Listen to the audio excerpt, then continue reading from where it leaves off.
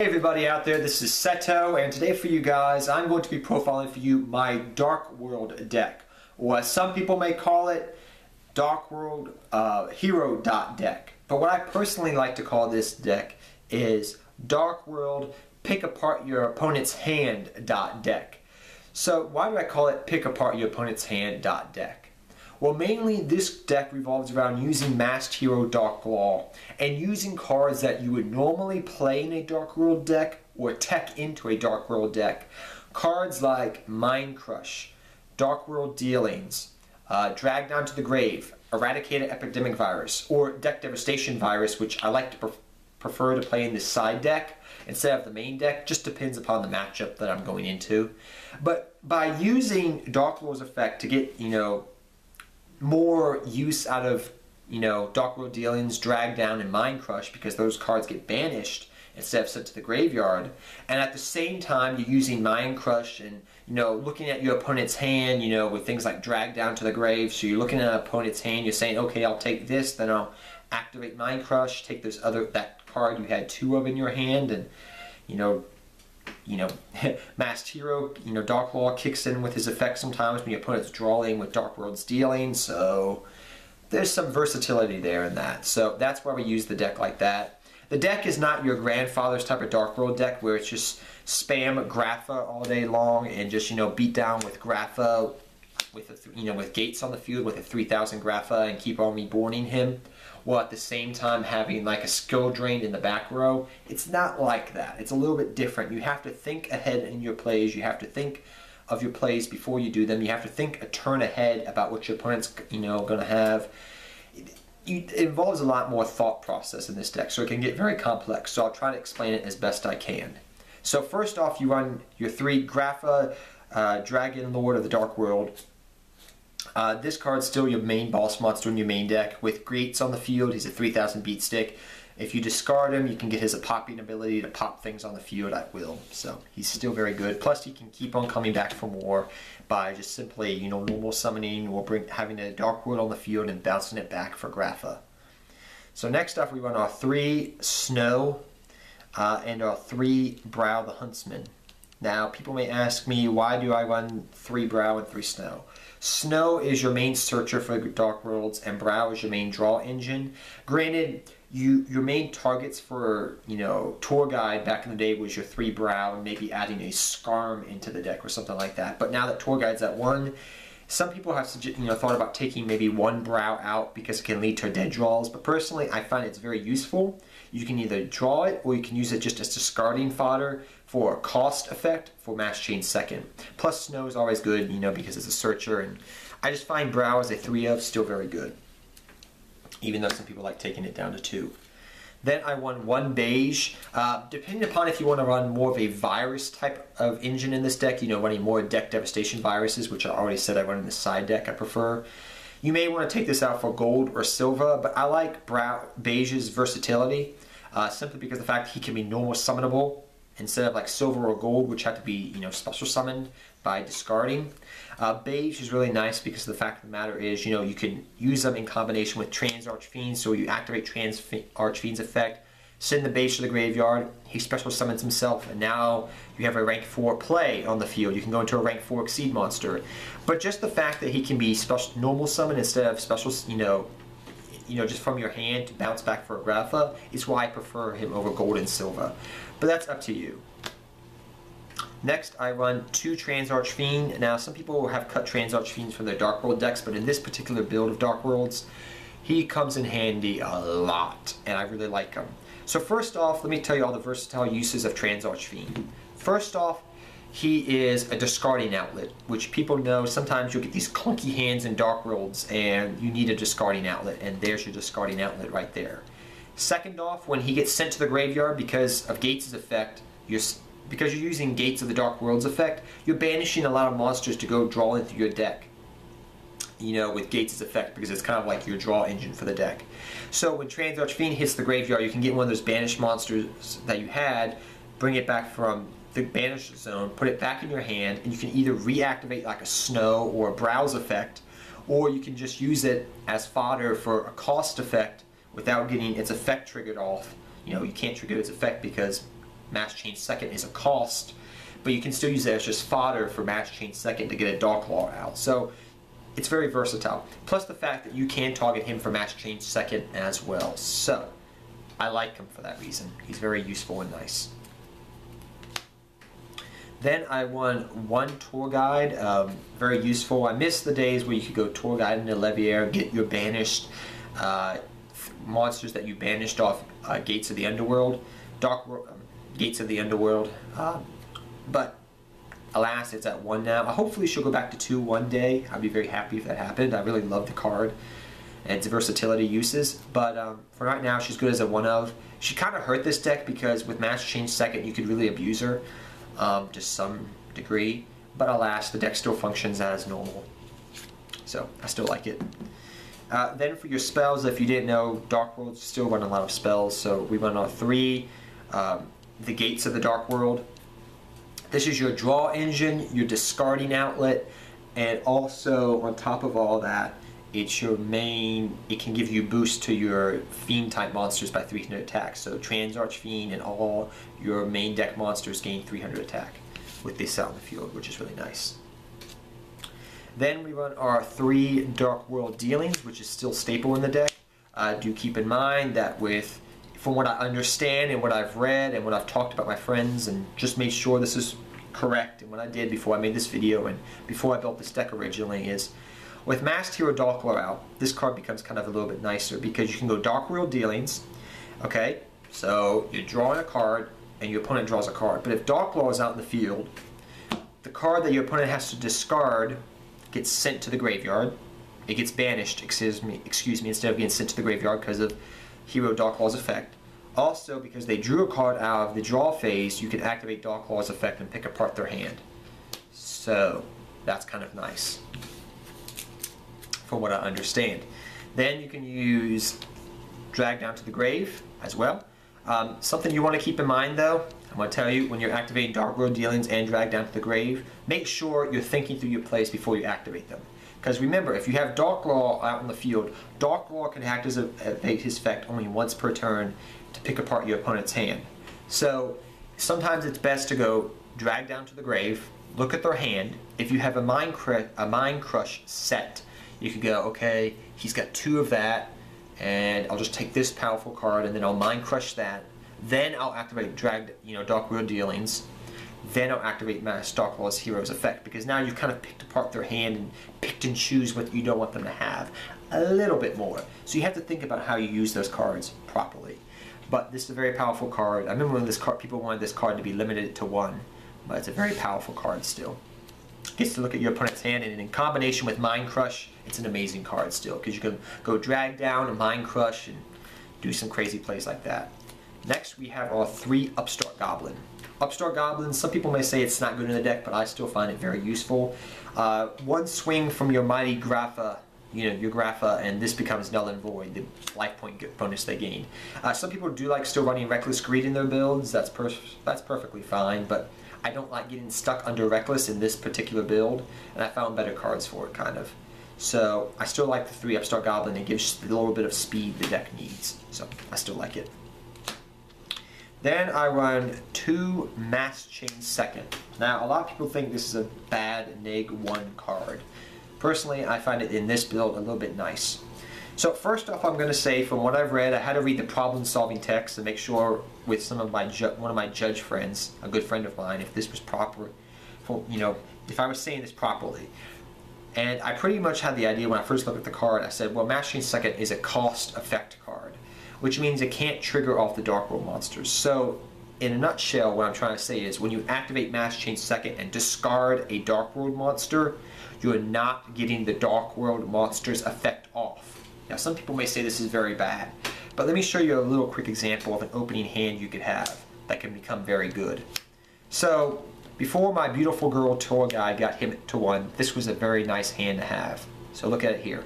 You have tour guide, Mass Chains, Grapha. So this is what you would do. You would go tour guide, okay? Then what you would do is you would bring out your Brow the Huntsman, okay? Then I would activate Mass Chain Second, targeting tour guide, okay? So tour guide gets sent. Now, because of Mass Change second effect, I have to send a dark monster to the graveyard. So I'll send the Grapha to the graveyard. Alright? Grapha gets sent to the graveyard as my cost effect. Grapha does not get his effect off. But now I'm bringing out my Dark Law. Now, what are we going to do about this brow over here? Oh, let's bounce him back and have a Grapha on field. So you can do that little shenanigans play right there. That's really something nice with a 3-card combo right there. But alas, Tour Guide is at 1. So you may say to yourself, well, Seto, you know, what are you going to do? I mean, you only have, you know, Tour Guide's at 1. That play's not really all that viable. It's a kind of a, you know, 1-card, you know, combo type thing. You're not always guaranteed to draw it. What I say to that is there's a lot of ways around it. Most of the time for my targets on field for Mass Change second, I either target my Transarch Fiend and my Brow the Huntsman. Let me make sure something first. A tribute must be a higher level, with the same ability but a higher level than, So yeah, I had to make sure of something. I had a brain fart for a second. I was just making sure the levels were properly in what I'm saying. Because Mass Change second, that states that it has to be a level higher than the monster you tributed. So it would work with Brow, Snow, not Grapha, mind you. You can't do it with Grapha. That would be too cool because for some combo plays you could do. But you can do it with Transarch Fiend, Snow, and Brow, which is really nice.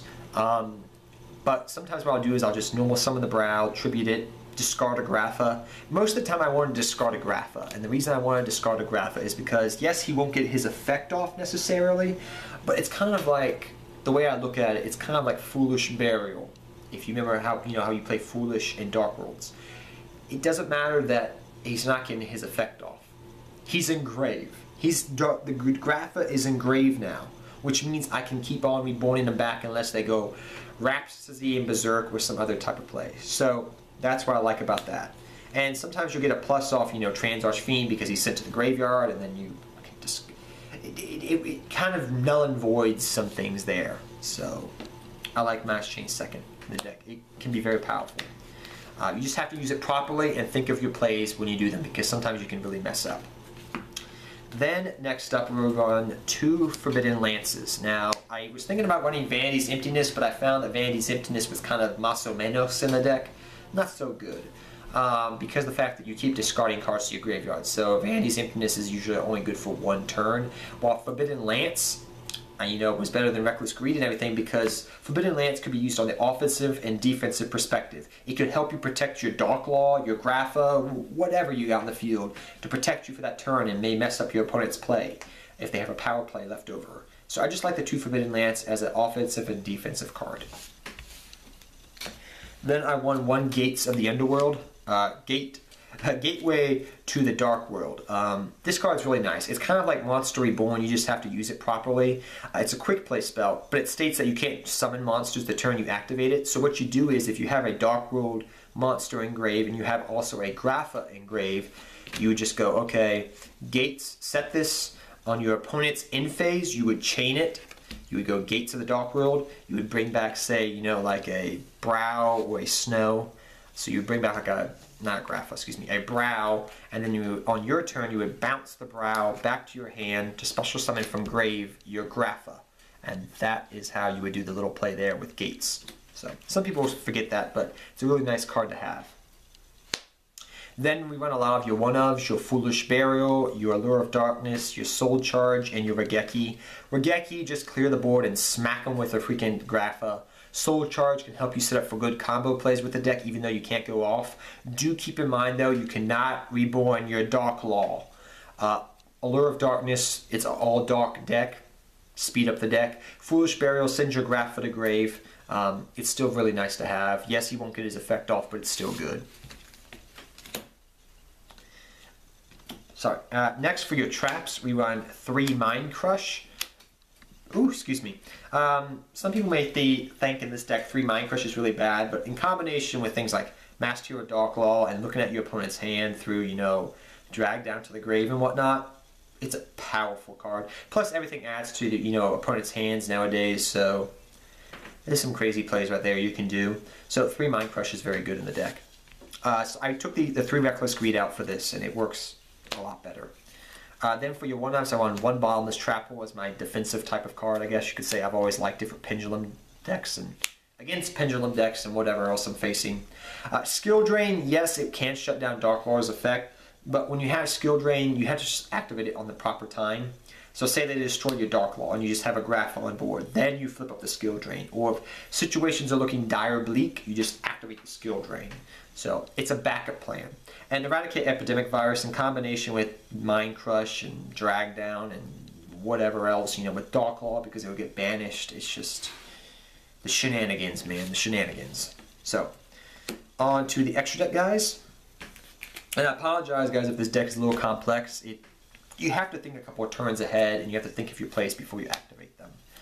So first off, we have 2 Masked Hero Dark Law. I was thinking of adding Masked Hero Anki, but I prefer Dark Law over Anki. If you have room, go right ahead and do it.